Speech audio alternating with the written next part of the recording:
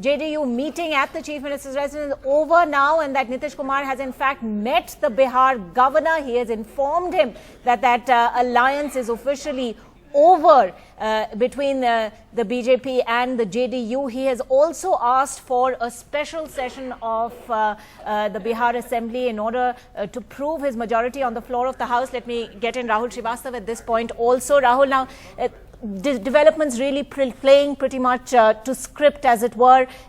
We were hearing reports of how this was going to be a structured and methodical end to this alliance, and that seems to be exactly what's happening.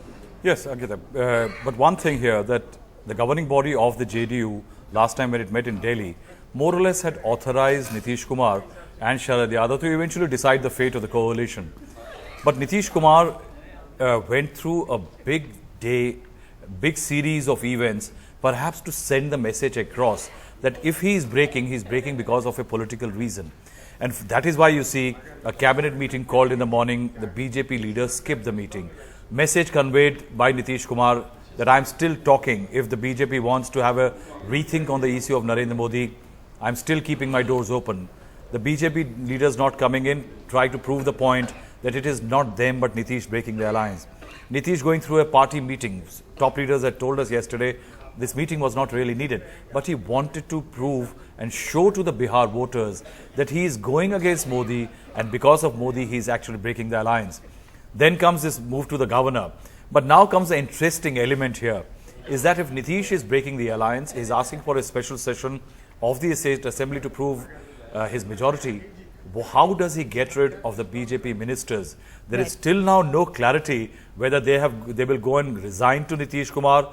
He eventually will forward the resignations to the governor, or will the BJP frustrate Nitish Kumar to the point that Nitish has to go and tell the governor, listen, I'm resigning here, the government resigns, all the ministers stand, their resignations have been taken, and eventually I'll induct a new council, and that becomes the only way. By that, the BJP eventually manages to send a signal across to the voters in Bihar that if JDU and BJP had come together as a front against Lalu Prasad Yadav, then the alliance and the front is being broken by Nitish Kumar.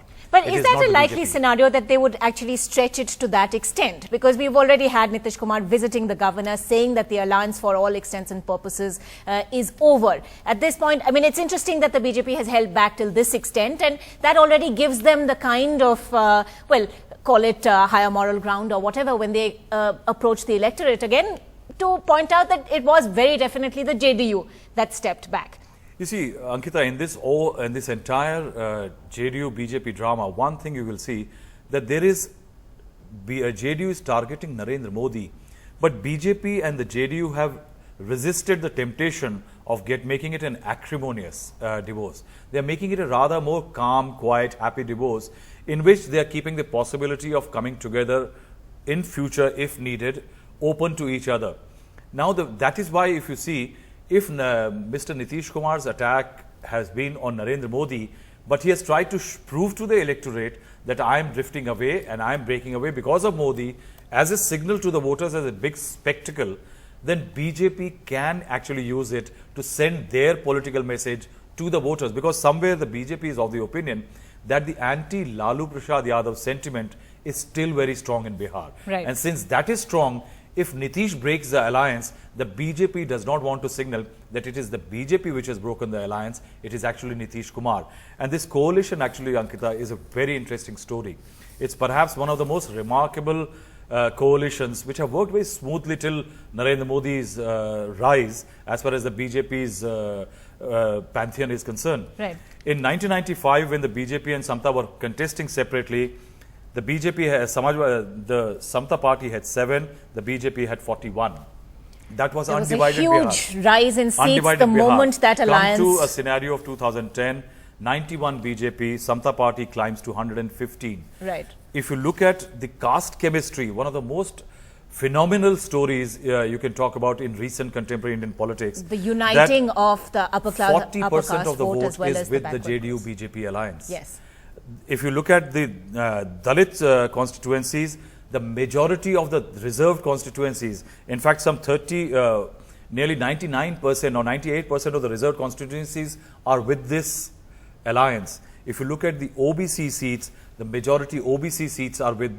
I think that's a very important point that you're making, Rahul. This kind of coming together of the backward class vote as well as the upper class vote, that consolidation seemed to have happened with the BJP-JDU alliance. How much of a gamble is it going to be for Nitish Kumar now, this parting of ways? In a sense, fine, consolidating a particular minority vote bank or sending that message out. He obviously felt that this split had to happen sooner rather than later. That's clearly the message that seems to be coming across this afternoon in particular. But really going forward from here, as far as the arithmetic, the electoral arithmetic is concerned, how big a gamble is this for Nitish? It's a gamble. It's a definite gamble. See, coalitions are largely formed because of two ideas. One, to share power, get a slice of power, and also to maximize your position or in terms of seats. Nitish Kumar benefited from this coalition, and so did the BJP, because eventually if there are 32 seats the NDA has from Bihar, that meant that the NDA was stronger at the center. But if you look at the dynamics at the grassroots level, which I was earlier talking about, that of the 38 seats of the SC candidates, 37 are with the JDU BJP, 19 and 18. Then if you're talking about the OBC seats, or say the Muslim seats, there are 19 Muslim MLAs in the Bihar Assembly, 8 are with the alliance. Nitish Kumar actually, despite being an ally of the BJP, despite Modi being a strong player in the BJP, managed a sizable chunk of Muslim voters. What Nitish's game plan is that he wants to keep this Muslim vote bank intact so that it does not go back to Lalu Prasad Yadav and actually strengthen the element of Mulayam Singh Yadav, the vote bank, that is Muslims and Yadavs. Right. If the Muslims drift back to Lalu can spring back. Let me just go back to Alok Pandey once again, joining us on the phone line. Alok, the details that you were sharing with us earlier, Nitish Kumar actually now requesting the governor for a special session of the assembly? Well, yes, it does seem that formally now the alliance in Bihar is over. Nitish Kumar has met the governor, told him that the NDA alliance in Bihar does not exist anymore, and that the JDU now is on its own. It does not have anything to do with the BJP in Bihar, and that he wants a special session, the governor to call a special session, where he can prove his majority on the floor of the House. Like I said, the number games, I think all of you must have already spoken about it.